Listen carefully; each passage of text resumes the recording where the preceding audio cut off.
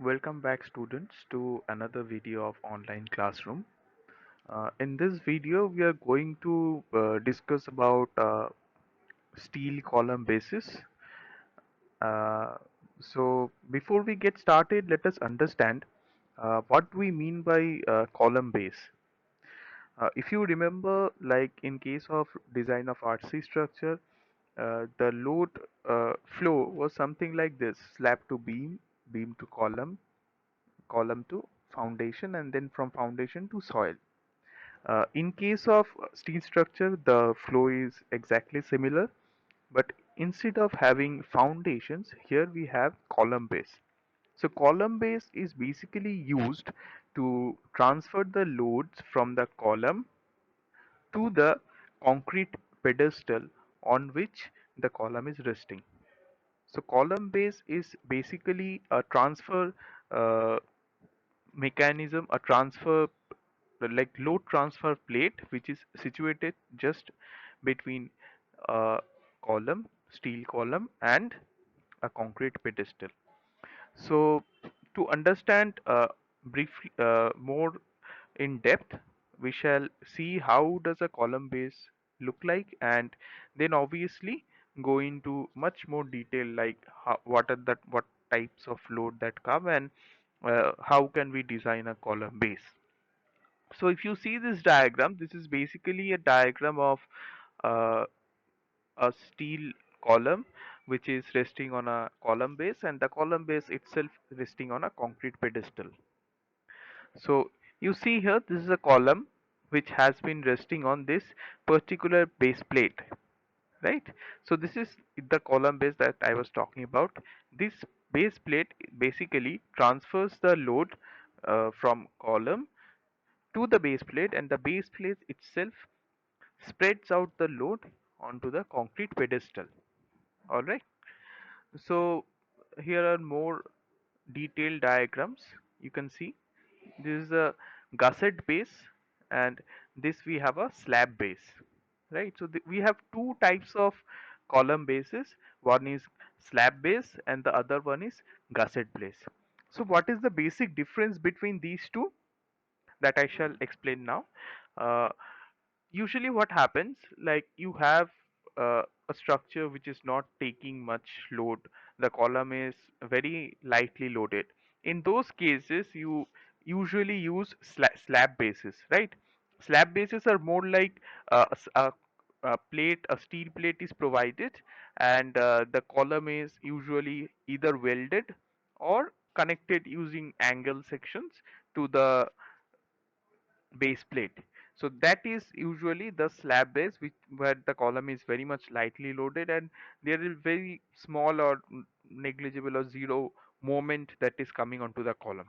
Whereas in case of uh, gusset base is usually used in situations where the column is very much heavily loaded, and there is possibility of occurring moment being transferred through the column to the base. All right. So in those cases where there is high amount of load coming onto the column and then to be transferred to the concrete pedestal, in those cases you need to use gusset base. Okay. So these are the various arrangements how a gusset base can be utilized. It is mainly to transfer the load to the uh, l- uh, concrete pedestal below more effectively. All right. So what is the mechanism of a column base? How does it work? How can we design it? The basic principle is simply like this. If you remember the design of foundation, design of in case of design of RC structure, you have a concrete foundation.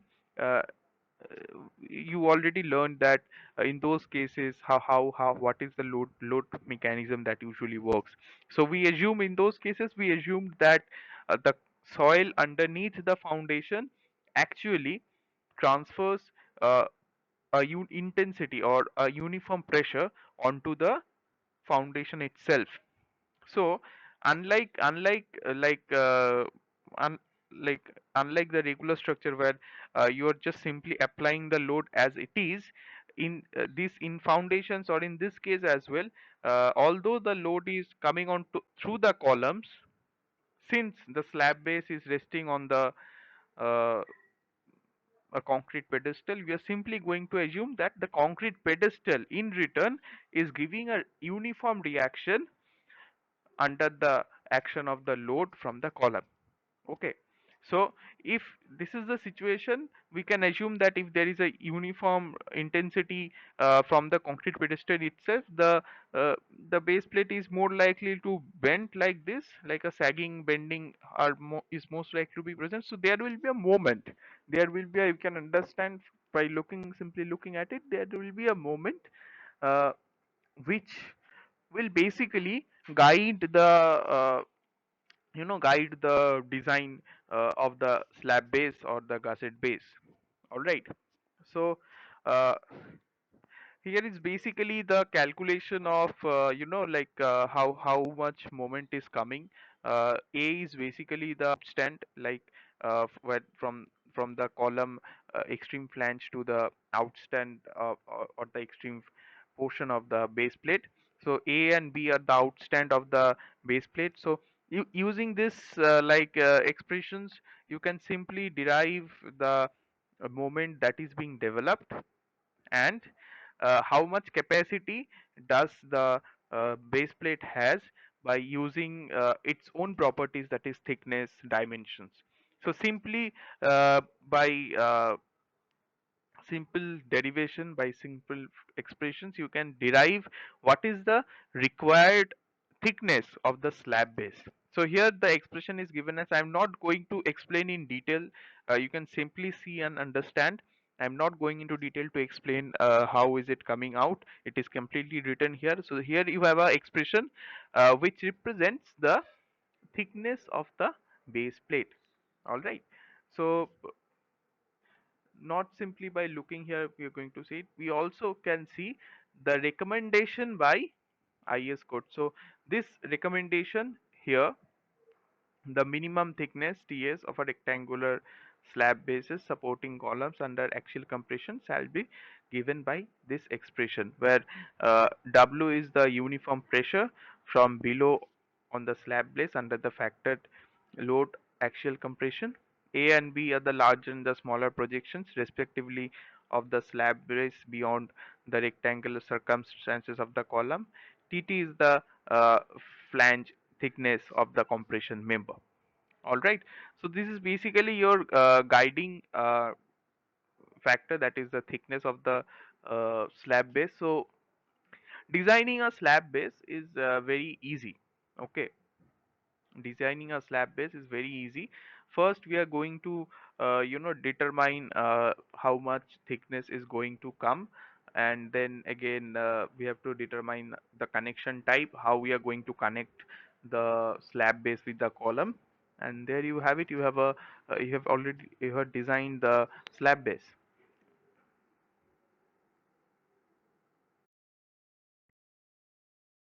This is what we are going to do. We are going to first solve or understand how can we design a slab base, and then after that move on to the design of a gusset base.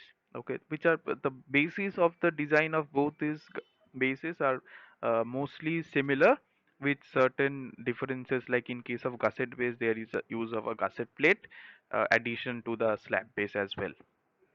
Okay, so first we have a problem. I'll just simply read it out. Design a slab base for a column of IS HB 350 to a factored axial compressive load of 1500 kilonewton for the following conditions. There are two conditions. In one condition, load is transferred to the base plate by direct bearing of column flanges, and in the second case, the load transfer needs to be through a welded connection.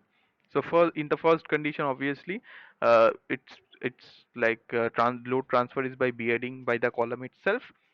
So in that case we can simply connect the column and the base plate by angle with bolted connections, and in the second case, as is written, we can simply use a welded connection. All right.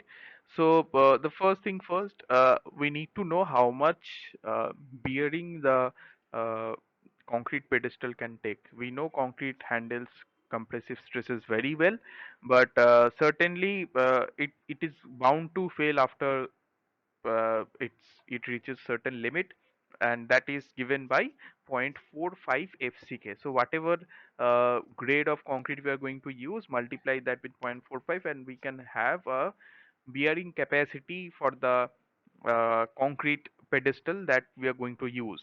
So under no circumstances we can exceed that bearing capacity, right? So if we calculate, it comes out to be 9 Newton per millimeter square. So now we have a partial factor of safety, and the properties of IHSB 350 is written.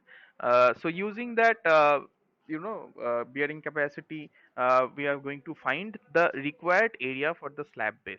All right. So this is the load that the column has to carry, and is a bearing capacity. So using that, we have a required area.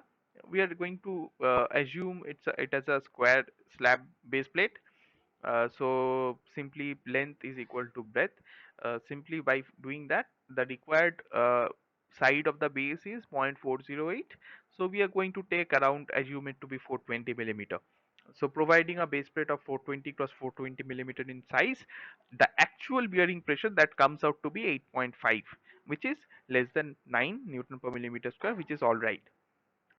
Then by obtaining the dimension of the base plate, we can find out the projections on both sides.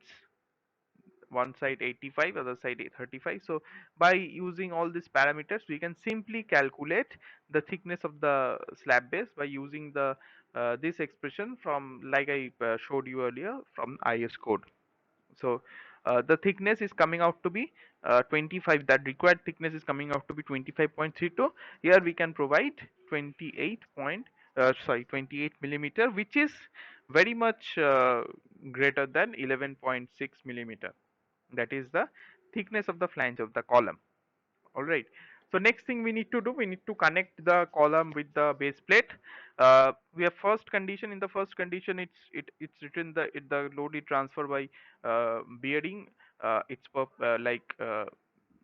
column end and the base plate have been machined for perfect bearing. So in this case, there is no bending moment present. So uh, we just simply connect it by using an angle of 60 by 60 cross 8, and by bolting those uh, angles with the slab base and uh, the column flange as well. So this only needs to be done here. But if the column end and the base plate are not machined for perfect bearing, then we have to consider that the load has to be transferred from the column to the base plate through welded connection.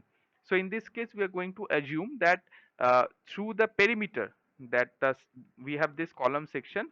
Throughout this perimeter of this column section, we are going to do the welding, right? So simply length available for column welding through the base plate has been calculated here. If you simply just take the parameters and calculate, it will be coming out to be this. And we are assuming to be having 8 fillet welds. So simply by calculating the effective length of the weld, we have this much effective length. Since size of weld is 8 millimeter, throat thickness 0.7 into 8, simply finding strength of weld per millimeter length is to be 1060.47 Newton per millimeter. Now, to find the required amount of length of weld, simply divide uh, the load that is to be transmitted by this strength of the weld per length.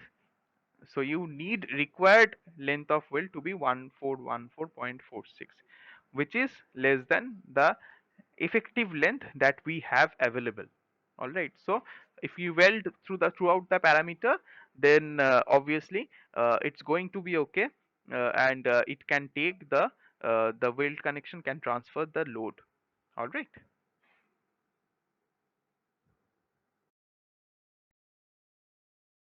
Okay. Now we are done with the design of base plate. Let's move on to a problem where we need to design a gusset base. So while designing gusset base, I'll just let you know few benefits of designing gusset base is because like in case of slab base, the total load that is coming from the column is being transferred through the base slab base only. But when we are going to provide any gusset base that provides additional support to the column and the slab base, uh, in order to transfer the load. So in this case, what we can do in case of slab base, the whole load was passed through slab base only.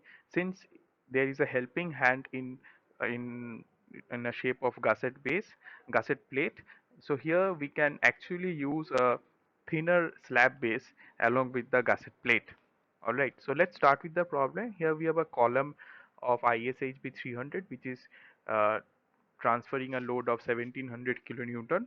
So here we need to design a suitable bolted gusset place, and it rests on a concrete pedestal of M15 grade. We are also directed to use 24 millimeter diameter bolts of grade 4.6. Okay, so first let us again calculate the bearing strength of the concrete along with the properties of the ISHB 350 that is written here.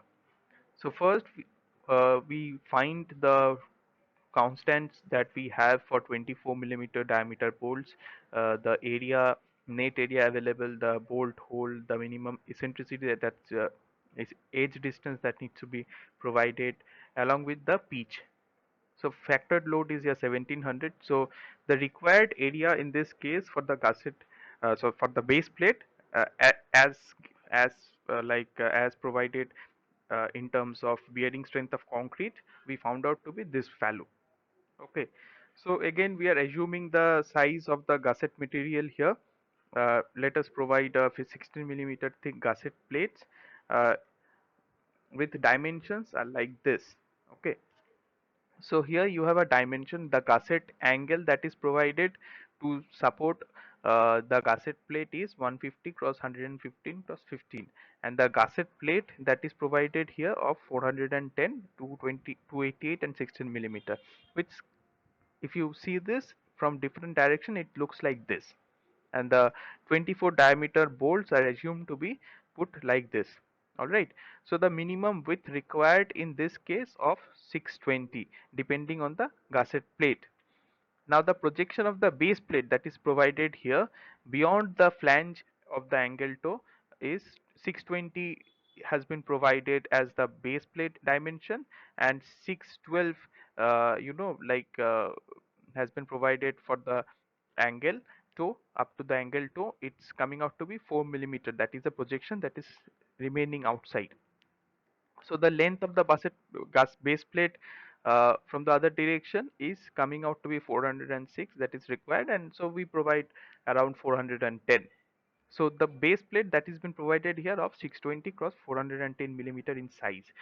So from this we are finding out the bearing pressure of the concrete, which comes out to be 6.68 Newton per millimeter square, which is less than the bearing strength capacity of the concrete. So which is all right. Now, one small thing that we need to understand here, similar to slab base where we considered the critical section and calculated moment, and from there we calculated the thickness of the base plate. Here, the critical section is represented as XX, like including the angle toe that has been connected to the gusset plate and the slab base. So here, if you subtract the values, it comes out to be 104 that they have calculated here, the length of the base plate acting as cantilever. So using that you can actually calculate the maximum moment that is coming onto the critical section, and then it is the external, it is the moment coming from the uh, bearing of the that is a intensity from the concrete pedestal, and then you have a moment capacity of base plate and the angle leg that is combined here using this expression. So we are calculating using this expression the thickness that is required for the base plate. So in this case we can see the thickness of the base plate that is required is to be 13.19 millimeter, which can be like taken as 16 millimeter. So we are providing a base plate of size 620 cross 410 cross 16 millimeter in size. Now we are going to design the bolted connection. Obviously the bolts will be in single shear and bearing. So we have to calculate the capacity of bolts having diameter of how much? 20 millimeter diameter. So in single shear we are calculating, and also calculating in bearing with appropriate constants being taken care of. So if you find it, it's coming out to be the strength of the bolt 65.21 kilonewton. I'm not going into detail because you already know how to calculate these things from the chapter of connections. So by here we need to take certain assumptions that column end and the gusset material to have complete bearing, and 50% of the load we are assuming to pass directly, and the 50% of the load will pass through the connections. So in that case 1700 of the half load will be passed through the connections. So we are calculating the number of bolts required, coming out to be 16.03. We are taking it to be 16 number of bolts. So basically we are providing 8 bolts on each of the flange. 8 plus 8, we have totally provided 16 number of bolts. Alright. Now again we are calculating the height of the gusset plate, and then length of the gusset plate calculated. One small thing that you need to check is the like whether it satisfied the criteria for the gusset outstand of the column or not. So using this expression 13.66 Tg, you can actually calculate what is the required amount of outstands that uh, at least which is the maximum limit beyond which you cannot provide. So this is the maximum limit of gusset outstand that can be present, and you are having a gusset outstand having 80 millimeters. So the slant edge of the outstand, if you calculate in total, is coming out to be around 160, which is obviously less than the actual the maximum limit of the gusset outstand that can be provided. So maximum outstand is not breached, so which is all right. So now since the gusset plate is bolted to the flange and is parallel to it, not extending between the flange, so check for top edge buckling between the column flange is not applicable in this case. So there you have it. This is how you can very easily calculate or should I say design a gusset base, uh, which is not very much different from designing a slab base. Here you actually have to provide gusset plates and angles to support the slab base, which in turn actually reduces the thickness of the base plate. Previously for the similar load we have provided slab base of thickness 28 millimeter. In case of slab base, here you can see we are providing a slab base of thickness 16 millimeter because there is additional support from the gusset plate and the angle that we are providing. So uh, this is all in designing column bases. We just covered how to design the two types of column base. One is slab base and the other one is gusset plates. So see you in the next video.